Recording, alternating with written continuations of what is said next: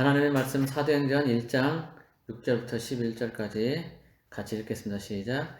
그들이 모였을 때 예수께 여쭈어 이르되 주께서 이스라엘 나라를 회복하심이 이때니까 하니 이르시되 때와 시기는 아버지께서 자기의 권한에 두셨으니 너희가 알 바 아니오. 오직 성령이 너희에게 임하시면 너희가 권능을 받고 예루살렘과 온 유대와 사마리아와 땅끝까지 이르러 내 증인이 되리라 하시니라.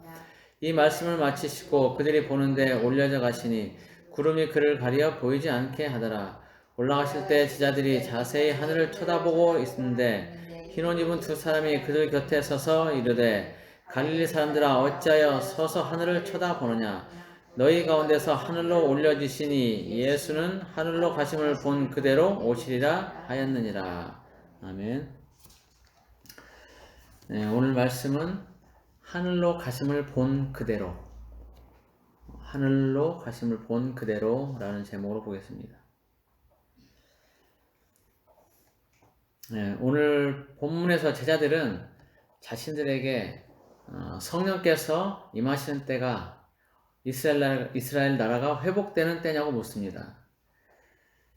성령이 임하시는 때가 이스라엘 나라가 회복되는 때냐 이렇게 묻는데 제자들은 이 때를 정치적 회복이 이루어지는 때, 또 즉 로마로부터 독립하는 그런 때라고 생각을 했습니다. 그런데 예수님은 이들의 질문에 대해서 이스라엘이 언제 회복이 되든 그것은 아버지께 달려있다라고만 말씀하십니다. 그리고 때와 시기에 관한 것은 아버지의 권한이라고 말씀하시면서 제자들이 원하는 답 대신에 마지막 때에 관해 말씀하십니다. 그리고 성령이 임하면 예루살렘을 비롯해서 땅 끝까지 예수님의 증인이 되리라고 그렇게 말씀하십니다. 자, 오늘 본문 8절을 한번 같이 읽어보겠습니다. 시작. 오직 성령이 너에게 임하시면 너희가 권능을 받고 예루살렘과 온 유대와 사마리아와 땅 끝까지 이르러 내 증인이 되리라 하시니라. 아멘. 자, 예루살렘은 이스라엘의 중심 도시죠. 거기와 그다음 유대, 예루살렘을 포함해서 이 남쪽 지역, 이스라엘 전체를 3등분하게 되면 남쪽이 유대, 가운데가 사마리아, 북쪽이 이제 그 전에 이제 이스라엘 이렇게 되는데 갈릴리 지역, 이스라엘 아니라 갈릴리 지역이 되는데 이 지역들에서 예루살렘, 복음이 시작된 이제 예루살렘, 그다음에 유대, 크게 이제 좀 더 나가는 거죠. 그다음에 그 위에 지역 사마리아, 그리고 이제 그 위로 더 넘어가면 이스라엘 넘어서 다른 이방 민족까지도 이제 예수님의 복음이 증거가 된다는 얘기입니다. 자, 그런데 여기서 보면은 땅 끝까지 이르러 증인이 된다 그랬어요. 땅 끝까지. 땅 끝은 어디입니까? 땅 끝은 어디? 여러분이 생각하는 땅 끝은 어디쯤 될까요? 네. 뭐 어떤 사람은 어디, 어떤 사람은 저기, 여러 군데 얘기할 수 있습니다. 근데 그 지구는 둥글다고 그랬죠? 둥글고 원은 한 점에서 시작하면 그 시작점이 끝점이 된다고 그랬습니다. 그래서 지구는 둥글고 그렇기 때문에 결국 시작된 곳, 복음이 시작된 곳이 끝점이 된다는 얘기입니다. 이스라엘에서 복음이 시작됐죠. 이스라엘에서. 그래서 다시 이스라엘로 복음이 들어가는 그날까지 이제 계속적으로 증인 역할을 이제 우리가 해야 된다는 얘기입니다. 제자들이 증인으로서의 그 사명을 감당해야 되는데 그전에도 종종 얘기를 했지만 이스라엘 사람들은 예수님을 안 믿는다고 그랬죠. 구약 성경만 그들은 믿을 뿐이지 신약 성경은 믿지 않고 예수님도 믿지 않아요. 그래서 그들은 구세주, 자신들이 기다리는 그 메시아가 아직 오지 않았다라고 그렇게 믿고 있습니다. 그래서 그들이 그렇게 거부하고 있을 때 이제 이스라엘에 복음이 들어가고 이스라엘 사람들이 예수님을 믿게 될 때, 온전히 다 이제 받아들이고 믿게 될 때, 그때 이제 주님의 그 마지막 때 오시는 때가 되는 거죠. 그때가 이제 땅 끝까지로 복음이 증거되는 때입니다. 우리는 흔히 이 기독교가 서양 종교라고 생각을 하는 경향이 있지만 기독교는 서양 종교가 아니라고 했었죠. 이스라엘에서 출발했기 때문에, 이스라엘에서 생긴 그런 종교이기 때문에 서양 종교가 아니에요. 이스라엘은 분명히 동양에 속합니다. 동양 종교예요.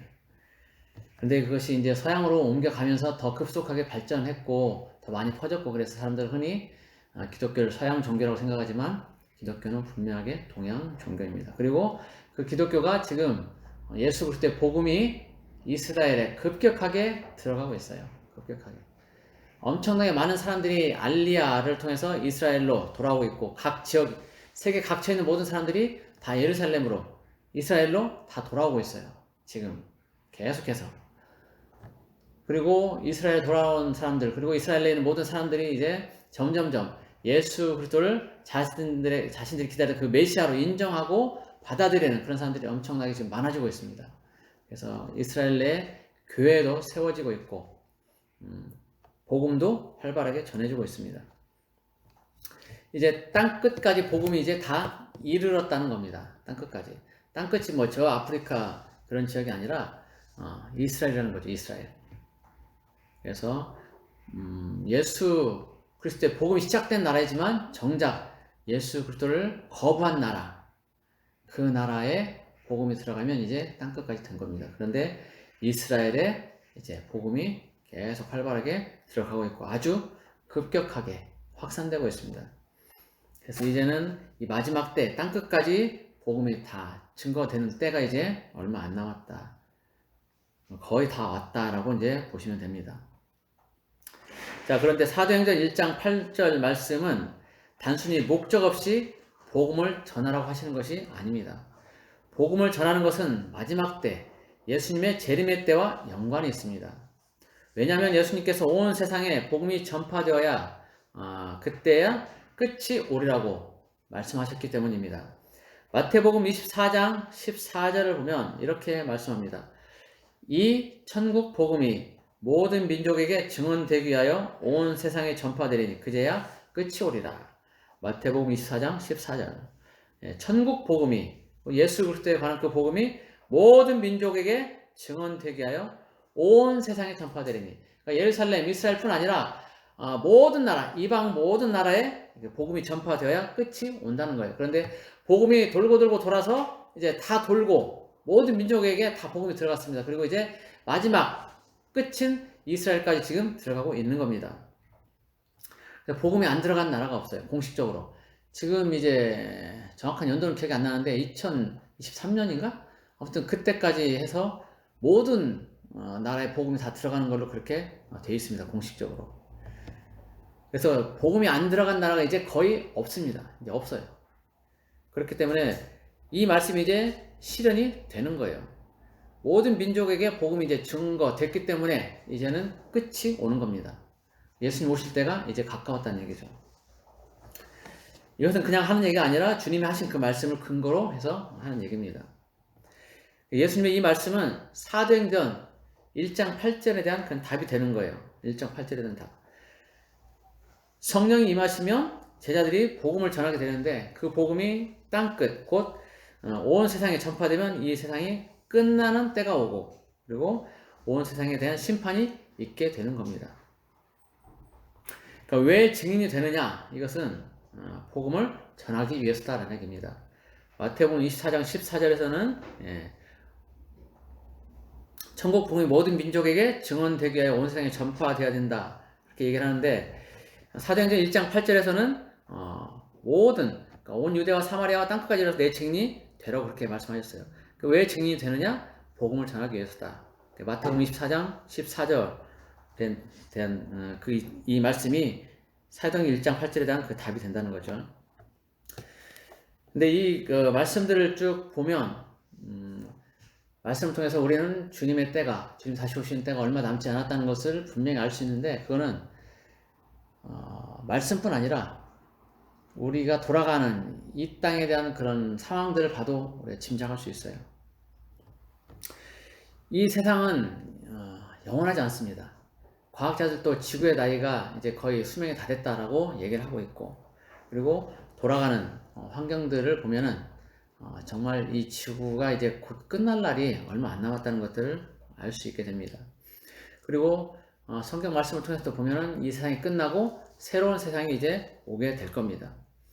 여러 가지 자연 현상들이 나타나고 있어요. 뭐 뉴스에도 많이 나오고 있죠.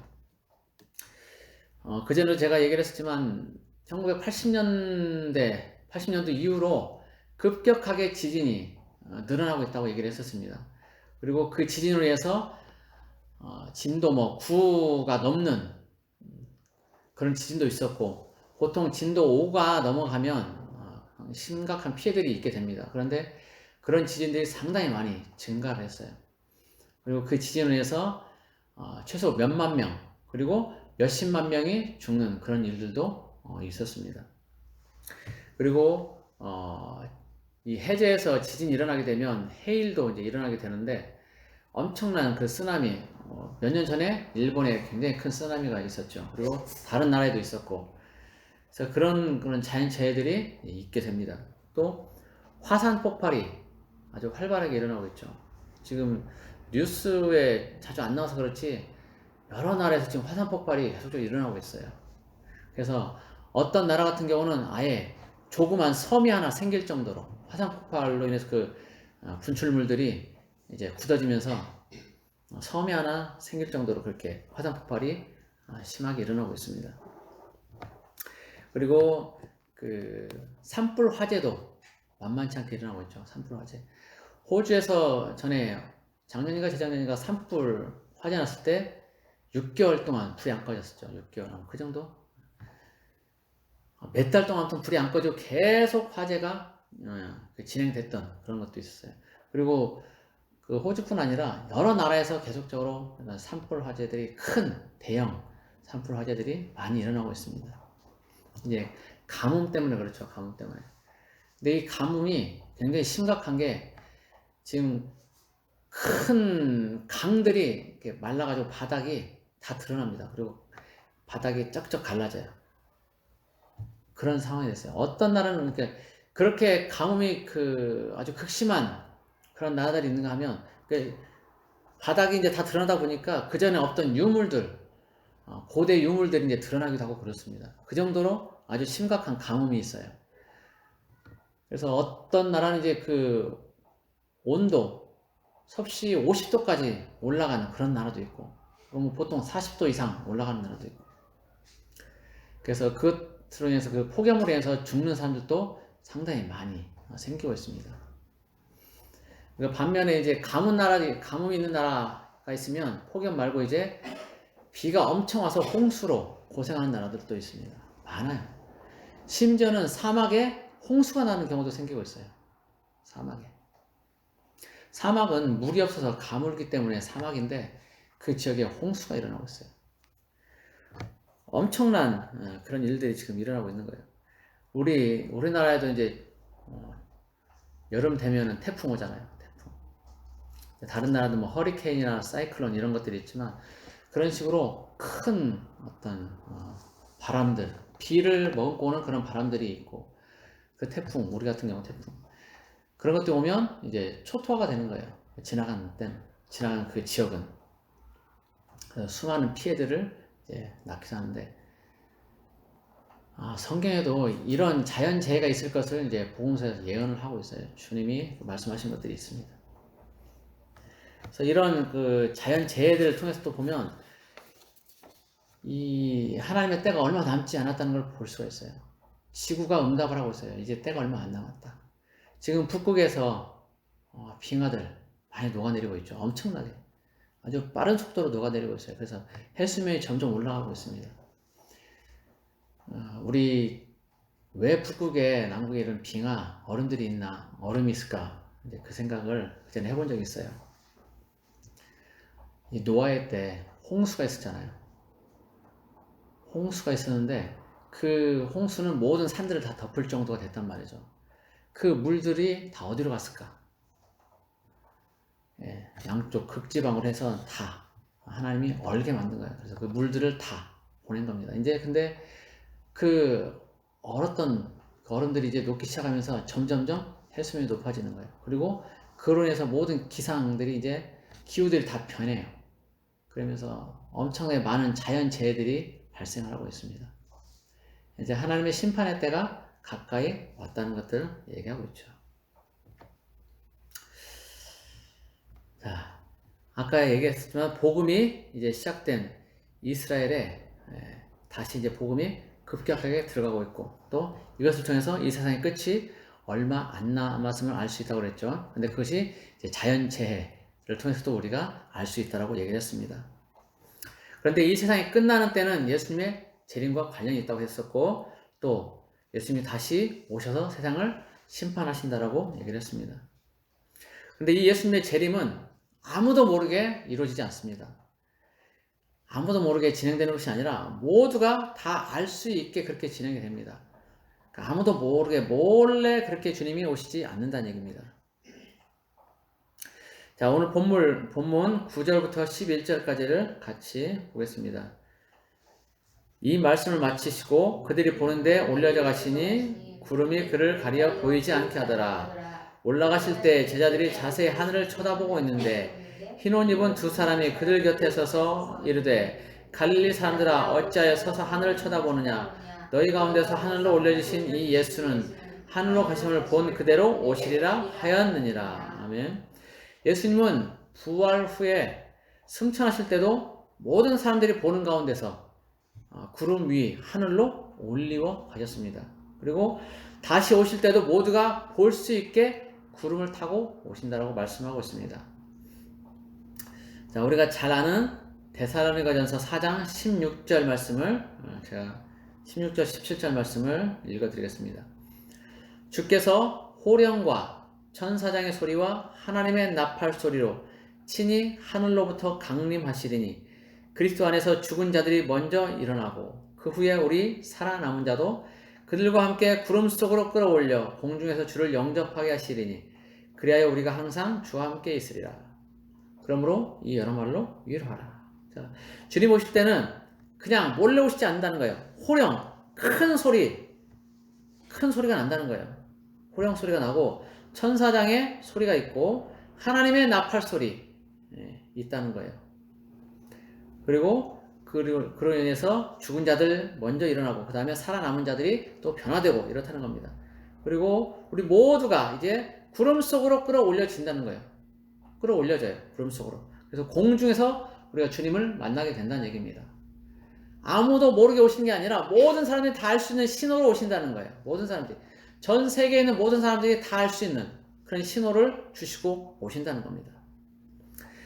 자, 그리고 마가복음 13장 26절을 보면 마가복음 13장 26절에는 인자가 구름을 타고 큰 권능과 영광으로 오는 것을 사람들이 보리라. 이렇게 말씀합니다. 구름을 타고 오신다는 거예요. 분명하게. 모든 사람들이 다 알 수 있게 큰 권능과 영광으로 오신다. 자, 그리고 요한계시록 1장 7절을 보면 또 이렇게 말씀합니다. 볼지어다 그가 구름을 타고 오시리라. 여기도 구름을 타고 오신다고 말씀하고 있죠. 각 사람의 눈이 그를 보겠고, 각 사람의 눈이라는 건 모든 사람을 얘기하는 거예요. 각 사람의 눈이 그를 보겠고 그를 찌른 자들도 볼 것이요 땅에 있는 모든 족속이 그로 말미암아 애곡하리니 그러하리라. 아멘. 자, 이렇게 말씀하고 있습니다. 모든 사람들이 다 볼 수 있다는 거예요. 다 알 수 있다는 거예요. 주님 오시는 것을. 주님은 분명하게 모든 사람들이 볼 수 있고 알 수 있게 오신다라고 성경에서는 여러 곳에서 말씀하고 있어요. 그래서 지금 세상에 자신이 예수다, 자신이 성령이다 라고 말하거나 그렇게 행동하는 사람들이 있다면 그들은 모두 다 거짓말쟁이입니다. 우리 흔히 말하는 이단들이 그렇게 하고 있죠. 자신들이 예수다, 재림 예수다, 자기가 성령이다 이렇게 말하는 사람도 있습니다. 심지어는 여자가 하나님이다 라고 말하는 그런 단체도 있습니다. 모두 다 거짓말쟁이들입니다. 다 거짓을 말하고 있는 거예요. 우리는 성경에서 분명히 주님 오시는 때는 이러이러하다라고 분명히 보고 알고 있습니다. 그래서 정신들 바짝 차리고 분별을 해야 될 필요성이 있어요. 자, 우리는 뉴스에서 몇 년 전에도 그랬고 최근에도 하늘에서 나팔 소리가 들리는 것을 우리는 들었습니다. 들은 사람도 있고 이제 못 들은 사람도 있고 그런데 세계 각처에서 하늘에서 이 양의 뿔로 만든 그런 나팔 소리 같은 그런 나팔 소리가 들렸었어요. 그래서 그것이 뉴스에도 나왔었죠. 근데 어디서 그 소리가 나는지를 아무도 증명해내지 못했고 알 수도 없었어요. 하나님은 우리에게 지금 경고하고 계신다고 봐요. 내가 곧 간다. 이제 심판의 때가 가까웠다. 그렇게 우리에게 경고하시는 거예요. 하나님의 나팔 소리. 그 나팔 소리와 함께 오신다고 그랬거든요. 근데 그 나팔 소리가 전 세계 각 처에서 울려 퍼지고 있는 거예요. 경고. 우리 미리 사인을 보내시는 거예요. 이제는 때가 됐다. 예수님이 오실 때가 됐다는 것들을 이제 우리에게 경고하고 있는 거죠. 주님이 오실 때가 얼마 안 남았음을 알리고 있는 겁니다. 자, 그러면 우리는 뭘 해야 될까요? 뭘 해야 될까요? 주님이 오실 때가 얼마 안 남았음을 보고 또 올라가신 그대로 모든 사람이 볼 수 있게 오신다는 그런 것들 우리가 다 이제 알게 됐는데, 그러면 이 시점에 우리는 어떻게 살아야 될까? 뭘 해야 될까? 한번 생각을 해보시기 바랍니다. 여전히 이 땅이 영원할 것을 믿고 이 땅의 일들을 위해서 그렇게 살아야 될까? 아니면 온 마음으로 주님을 찾고 주님이 나를 죄에서 구원하신 분이라는 것을 믿고 받아들이고 그 뜻대로 살아야 될까? 지금은 자기 자신을 점검해보고 자신을 정결케 함으로써 주님이 오심을 준비해야 할 때입니다.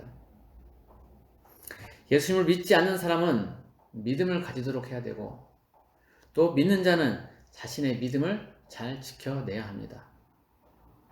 자칫 잘못하면 신랑을 기다리던 그 열처녀 중에서 성 안으로 못 들어간 5 처녀처럼 그렇게 될 수 있습니다. 시작과 중간이 어찌 되었든 결론이 좋아야 됩니다. 결론이. 우리 어르신들이 그런 얘기를 하신 적이 있어요. 젊었을 때는 쎄 빠지게 고생해도 노년이 좋아야 된다. 말년이 좋아야 된다. 그런 말씀 하셨거든요. 젊었을 때 잘 먹고 잘 살고 나이 들어가지고 고생하면 참 초라하고 그러거든요. 힘들고. 근데 젊었을 때 좀 고생하더라도 나이 들어서 편안하게 평탄하게 사는 것이 가장 좋은 겁니다. 시작과 중간은 하나님이 묻지 않아요. 결론이 좋아야 돼. 결론. 우리가 지금까지 어떻게 살았냐가 중요한 게 아니라 지금부터 어떻게 살 것인가가 중요하다는 얘기입니다. 지금 내가 예수님 상관없이 살았다. 그러면 이제는 상관 있게 살아야 되는 거예요. 예수님을 알지 못했다. 그러면 지금은 예수님을 알아야 될 때인 거예요. 이제 얼마 안 남았어요. 정말 얼마 안 남았어요.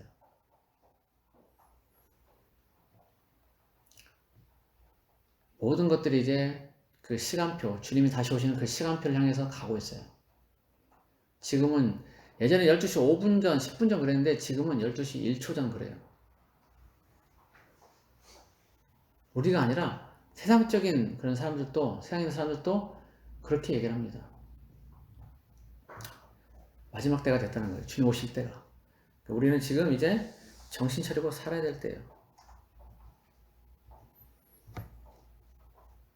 우리 지금까지는 어찌 살았든 지금부터라도 온전한 믿음으로 날마다 구원을 이루어가서 주님 다시 오실 때 구름 속으로 올라가서 주님을 만나고 천국 성 안으로 들어가는 우리 모두가 되기를 예수 그리스도 이름으로 축복합니다. 기도하겠습니다.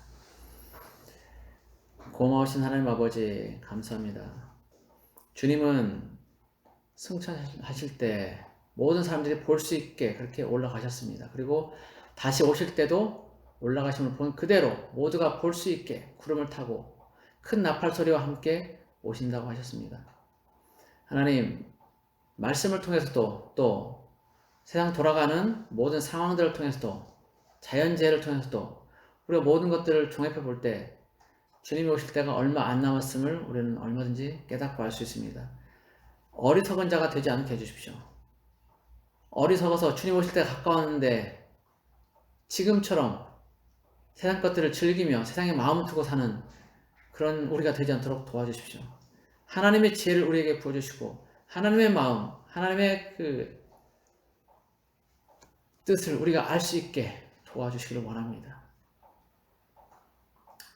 지혜로운 자, 현명한 자가 되어서 주님 오심을 준비하고 예비하는 우리가 되도록 도와주십시오. 믿지 않는 자는 주님을 영접하게 해주시고 믿는 자는 신실하게 자기 자신의 믿음을 잘 지켜나가도록 도와주시길 원합니다. 주님 오시는 그날까지 우리가 온전히 주님만 바라보고 나갈 수 있도록 도와주옵소서. 감사합니다. 예수 그리스도의 이름으로 기도드립니다. 아멘.